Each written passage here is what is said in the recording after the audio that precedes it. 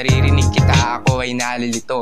Ako'y napapariwara at naguguluhan, sapagkat titiyak sa aking natunghayan. Di ko maintindihan at aking napagtunto, at ang aking marinig ay nagulat ako. At tila ba ay nawala ang aking kaba na marinig kong ginagamit din pala ng iba. Eh bakit ba tagli siya? I can't really understand. Dami mong ebas, I can't really comprehend. Masaya ang ating malaman kahit nagkwekwentuhan, at kahit kailan wag nating kalilimutan.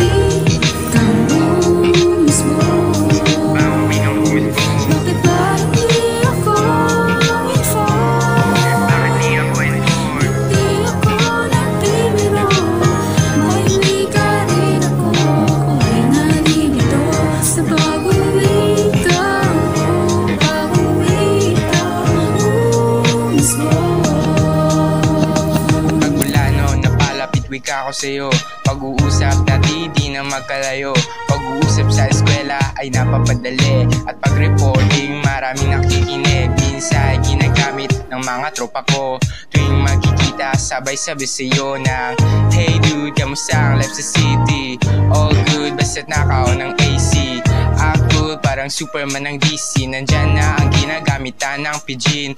Ito ang wikang I rely and trust alone, namin din ginagamit sa pag-text sa phone, diba?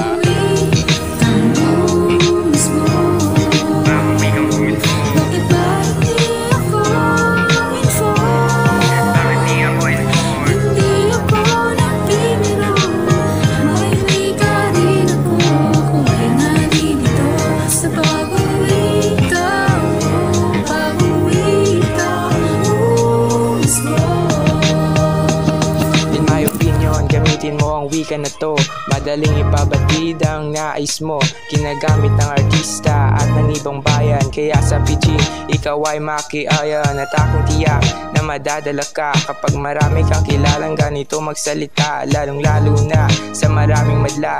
Ito ang wikang hindi dapat ikinakahiya, nakakapanibago pero dapat tanggapin, nakakapagtaka ngunit kailangang alamin. Tara na sama-sama, no need to be mean. Tara na at sama-sama ating bigkasin. At kapag barang araw marinig mong muli, at kapag barang araw magamit mong muli, tandaan mo na kung saan ka magpunta, ang wika na ito ay lagi mong makakasama.